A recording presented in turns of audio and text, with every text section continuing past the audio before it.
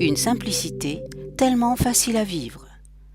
Dans cet appartement, sous les toits de Paris, l'architecte Laurent Bourgois, jouant des effets de contraste très graphiques, des teintes claires et sombres, signe une belle réussite.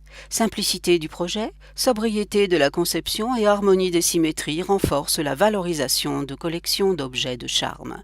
La rigueur est ici féconde et conviviale. Avec sa double exposition, la salle de séjour est lumineuse et s'organise autour d'un jeu de symétrie dont l'axe est figuré par la cheminée Ouvraigne, le tableau signé Riva Boren et la table basse Christian Liègre posée sur un tapis Codimat. Symétrie des bibliothèques, des chauffeuses Modé Nature et des canapés Christian Liègre. Fleurs Marianne Robic, Bouty, Elsacé, coussins et rideaux France Bouette. Dans le salon, dévolu au blanc et à l'écru, une banquette anglo-indienne, Monique Laurent, recouverte de velours, le lièvre, sous un accrochage à l'anglaise de dessins et de gravures, forme une judicieuse tache de couleur. Console flamand, au fond, chaise vieille France. Chaleureuse atmosphère provinciale, dans cette cuisine où les étagères sont garnies d'une collection de grès. La juxtaposition de carreaux tout motifs, Galerie Farnèse, est une idée forte à reprendre chez soi.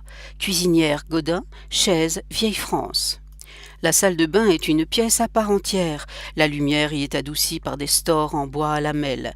Un fauteuil cané anglo-indien lui apporte une touche d'exotisme. La cuisine, à l'image du reste de l'appartement, a été conçue avec simplicité. Sa fantaisie vient du mélange de carreaux anciens aux dessins différents et de l'assemblage de chaises dépareillées en bois blond autour d'une table de vigneron. En jouant ainsi sur la qualité de la lumière, la simplicité du dessin et l'originalité des objets, Laurent Bourgois et sa cliente ont su imaginer un appartement où la rigueur n'entraîne ni monotonie, ni sécheresse, mais au contraire une variété empreinte de convivialité.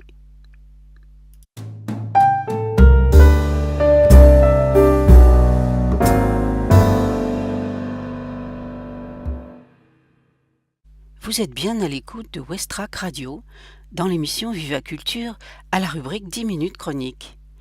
Ce que vous venez d'entendre, extrait d'un magazine de décoration, montre un certain idéal chic et opulent du chez-soi, Home Sweet Home, manifestation extrême d'un désir de s'entourer d'objets, de remplir un intérieur, pour s'y lever, peut-être s'y réconforter. C'est le signe qui caractérise l'humain, se protéger des intempéries, des menaces, puis des autres pour s'en distinguer, être soi dans sa grotte. Mais au-delà des illustrations de papier glacé et de leurs commentaires, dans nos existences ordinaires, il reste qu'avoir un toit, un intérieur, est l'une des conditions pour vivre sans survivre. C'est là que naît le désir de se poser, se reposer, vivre sa vie, l'organiser dans un espace, un lieu dont la clé nous appartient. Et puis arrive ce moment où de simple abri, ce refuge devient le contenant du besoin de nous entourer de quelques accessoires sans lesquels nous ne serions qu'au creux d'un antre. Un exemple ? Oh, c'est facile. Écoutons ces quelques mots de Georges Perec dans Les Choses. L'œil, d'abord, glisserait sur la moquette grise d'un long corridor, haut et étroit. Les murs seraient des placards de bois clair dont les ferrures de cuivre luiraient. 3 gravures représentant l'une Thunderbird, vainqueur à Epsom, l'autre un navire à aube, la ville de Montreux. La 3e, une locomotive de Stephenson, mènerait à une tenture de cuir, retenue par de gros anneaux de bois noir veiné, et qu'un simple geste suffirait à faire glisser. La moquette, alors, laisserait place à un parquet presque jaune que 3 tapis aux couleurs éteintes recouvriraient partiellement. Ron Amir est un photographe. Né en Israël en 1973. Il a commencé sa carrière au tout début des années 2000. Entre septembre et décembre 2018, son exposition, quelque part dans le désert, a été présentée au musée d'art moderne de la ville de Paris. Pendant 3 ans, Ron Amir est allé rencontrer des migrants soudanais et érythréens qui étaient réfugiés dans le camp de rétention de Holot, dans le désert de Negev, au sud d'Israël. Ces demandeurs d'asile y sont restés entre 3 mois et 1 an.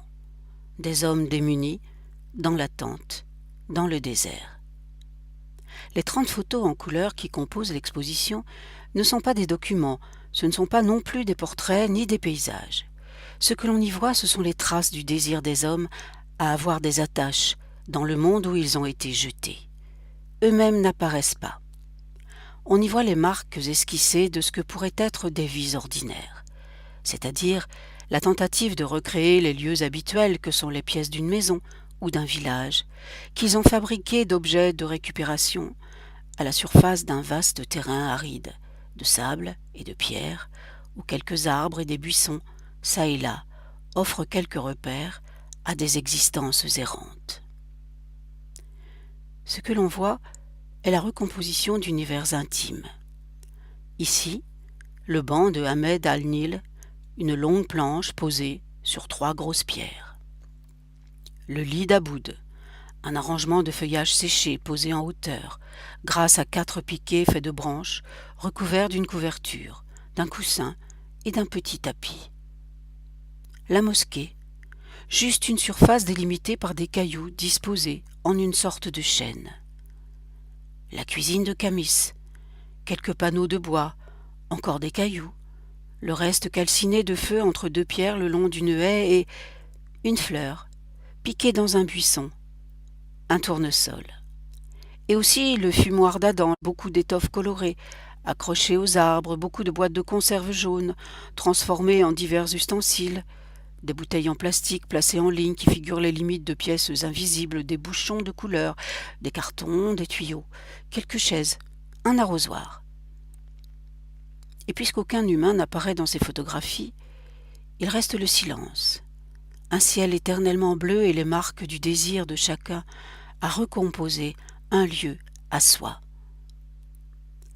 Devant ces clichés où se mêlent l'ingéniosité, la résistance et la nécessité de passer le temps à la maison, en quelque sorte, comment ne pas penser aux cabanes improvisées des enfants, des jeux où ils font semblant d'entrer dans une pièce délimitée par des chaises renversées et de vieux rideaux, cela en attendant de devenir grands, se glissant sous des couvertures maintenues par des pinces à linge. Dans la vaste salle du musée, quelque chose le long des murs court et nous dit « Voilà, nous sommes tous pareils. Ce que nous attendons, qui à vous peut paraître chose naturelle, c'est un toit où nous pourrons être nous-mêmes. Ces vestiges sont la marque de notre rêve. » Le camp de rétention de Holon a été définitivement fermé en mars 2018. Pour compléter cette émission, vous pourrez retrouver des illustrations et des liens sur le site MCH en cliquant simplement sur Rubrique des spectateurs, puis sur 10 minutes chronique. À bientôt.